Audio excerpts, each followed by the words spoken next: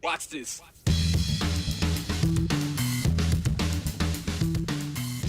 It was about this time last week when events started getting postponed. We were told to limit our exposure to each other and asked to stay away from large gatherings. And so we did, and we have. And those in the service industry have certainly felt the pinch. The temporary shutdowns and outright closures started popping up, a lot more in recent days, so many we can't really keep up with all of them.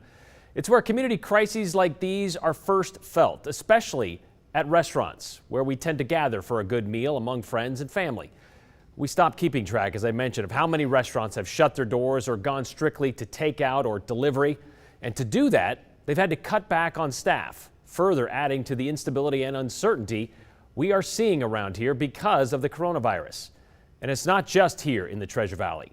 Steve Topple is the executive chef and owner of 3 restaurants in the McCall-Donnelly area. He's had to shut down 2 of them, Ragazza de Buffalo in Donnelly and Jasmine and Ginger in McCall, sending home 40 of his 50 employees. And Steve knows he's not alone in having to do this, but that doesn't make it any easier. Just to give people an idea, what's it like for somebody who owns a restaurant in a time when people are told to stay at home?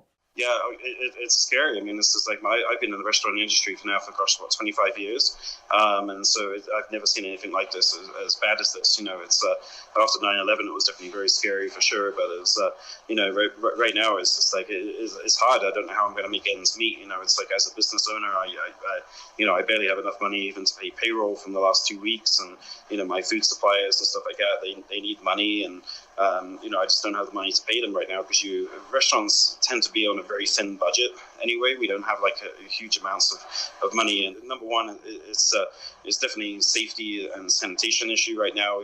Having mass groups of people coming into restaurants is definitely more advisable not to come in, to try and avoid having groups of 10 or more. So it's hard when you have a restaurant and that can seat 80 people. That's how many people can sit in my restaurant. You started noticing a change, you said, last week? Yes, correct. Yeah, about Tuesday, Wednesday, I noticed reservations started to drop down, which was really scary. It was definitely, I could see there was a decline in reservations for sure. Like a steep decline?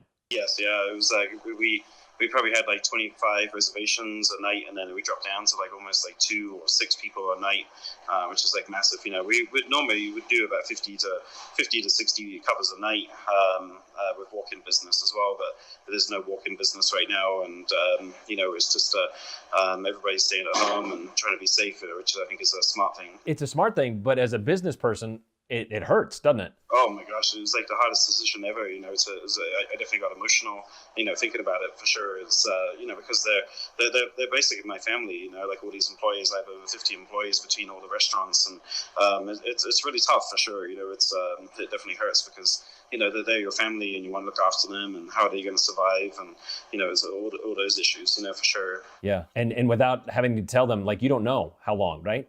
No, exactly. I mean, I'm anticipating a month right now. Let's just plan for a month and see what happens, and go from there, and see if this gets better. Hopefully it does. With people staying inside and not going out to restaurants and stuff. The restaurants are kind of the first to react to situations like this, aren't they? Yep, absolutely, yeah, for sure. And it's like I say, it's a tight community, and we're all going to help each other out, and we will get through this. And summer's coming, and we have a beautiful location here on the lake, and people will hopefully come back and visit us and stuff like that here, and we'll get some tourists to come back, and that's what we kind of depend upon here in McCall is the tourist season for sure. So people aren't coming here right now. That's the thing. Well, Steve told me he will continue to cover the cost of health insurance for the 40 he had to let go.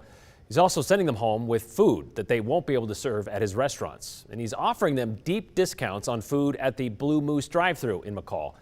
It's his other restaurant that is still open, and it happens to be the town's only drive-thru, but even it has seen a downturn in customers.